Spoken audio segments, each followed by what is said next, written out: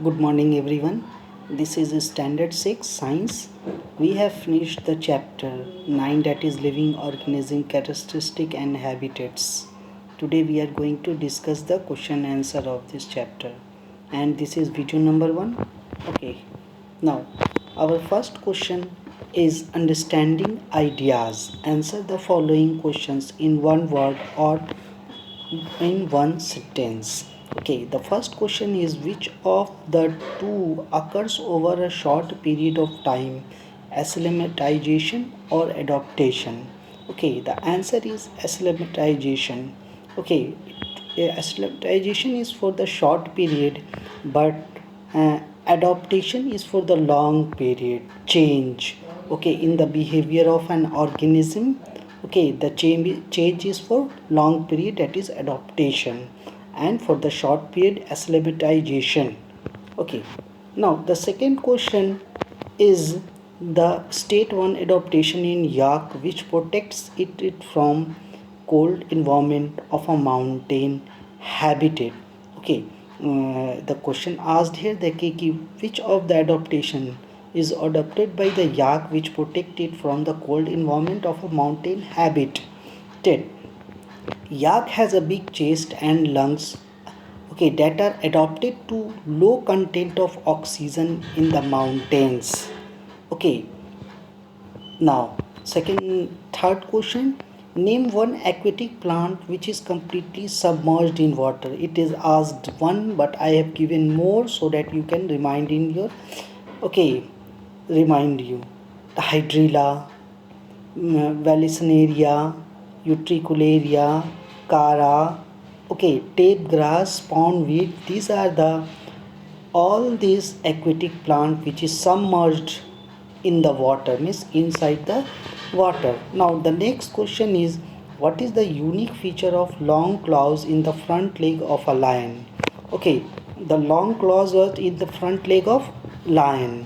Okay, what are their unique features? Okay, now their unique features are lion has a long claws in front to legs to catch their prey. Here you can see how it is catching the prey from the front leg. Okay, now our next question, fifth number question is name one characteristic which tells us that seeds are living things. Okay, the first one characteristic which says that seeds are living thing, that seeds grows and they respire also. Okay, that it is a characteristic feature of seed, they grow. When you put the seed into the into the soil, it get water from the soil, okay, and nutrient, and they grow, warmth from the soil and they grow. This is the characteristic feature of seeds.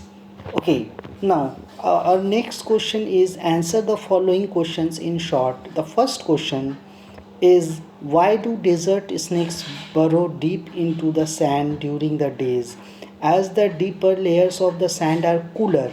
Okay, in the desert we knows that in the daytime it is very hot.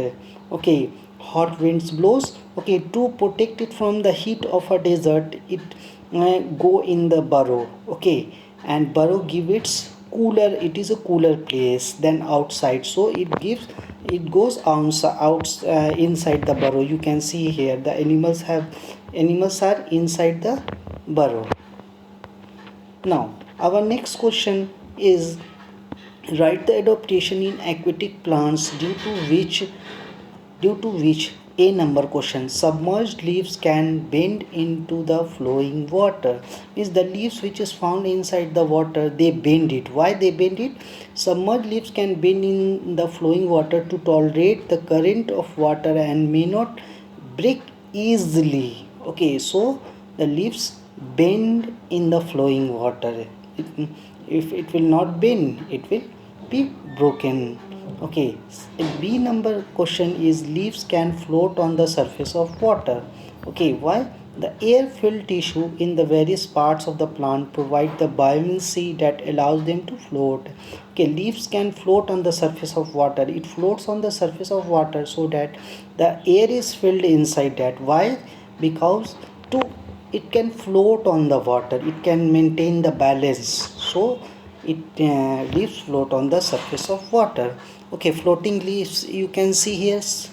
These leaves are bend in the water, inside the water. Tape grass inside the water, they bend when the water current comes. Okay, now our next question is, some desert plants have small leaves whereas some others have only spines. How does this benefit the plants? Okay, we know that the reduced surface area and the volume to the ratio reduced water loss means, if the surface area is less, like a spine, okay, less quantity of stomata is present, so less transpiration.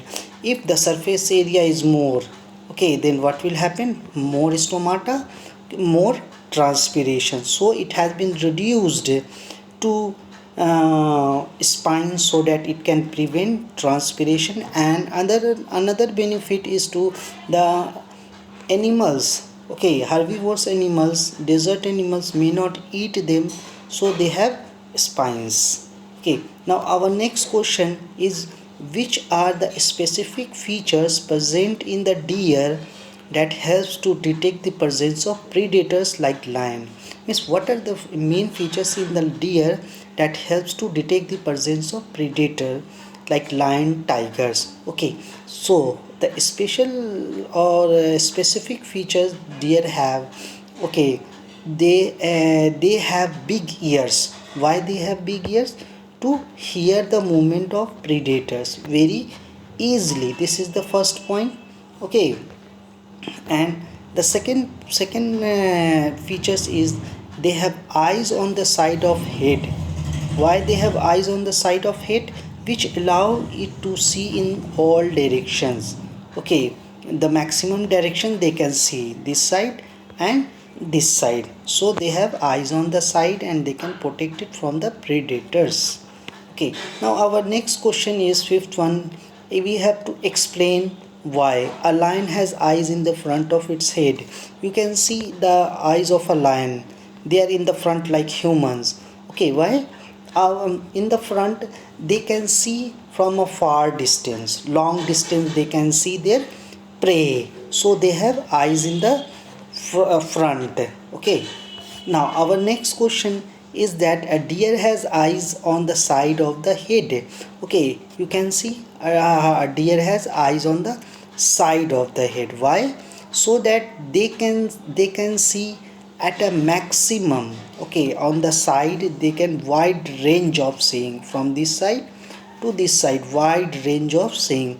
Okay, here it is shown predators, how the prey sees from the side. Okay, from this size it can see up to here, from this size it can see up to here, means they can see a wide range.